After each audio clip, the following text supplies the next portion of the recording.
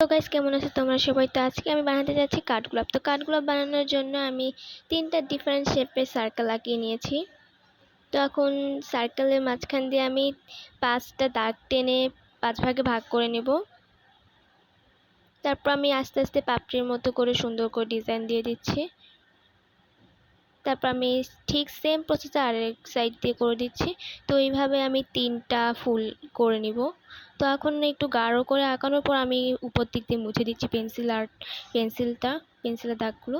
তো এখন আমি কলম দিয়ে আবার আঁকিয়ে নিচ্ছি সাপের উপর দিয়ে। তো এইভাবে আমি 3টা আঁকিয়ে নিয়েছি। তো এখন আমি ইয়েলো কালার দিয়ে একটু হালকা হালকা করে দিচ্ছি, রং করে নিচ্ছি। তারপর এটার উপর অরেঞ্জ কালার দিচ্ছি, একবারে গাঢ় করে দেব না, হালকা হালকা করে ব্লেন্ড করব। তারপর এটার উপর আমি আবার ইয়েলো কালার দিয়ে হালকা হালকা করে ব্লেন্ড করে দিচ্ছি। তো যেভাবে দেখাচ্ছি ওই প্রসেস আমি করছি, না হলে আবার যদি গাঢ় হয়ে পড়ে তাহলে ভালো লাগবে না দেখতে। I tried so hard and got so far. তো এইভাবে করেই আমি করে নিচ্ছি। তো 3টা আমি এভাবে করে নিয়েছি। তো এখন আমি এগুলোর জন্য পাতা আঁকিয়ে নিব। তো পাতা আঁকানোর জন্য ফার্স্ট আমি একটু দাগ দিয়ে তারপর পাতার মতো করে ডিজাইন দিয়ে দিচ্ছি। তো 3টা ফুলে আমি 2টা 2টা করে পাতা দিয়ে দিব।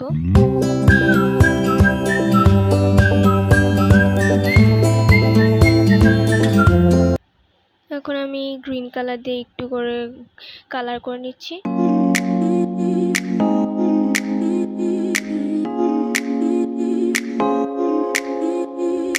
তারপর আমি এটার উপরে হালকা একটু লাইট গ্রিন কালার দিয়ে করে নিচ্ছি একটু কালার।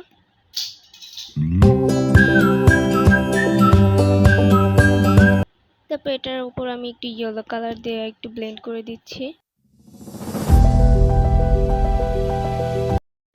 তো তোমাদের কাছে কেমন লেগেছে কমেন্ট করে জানাতে ভুলবে না।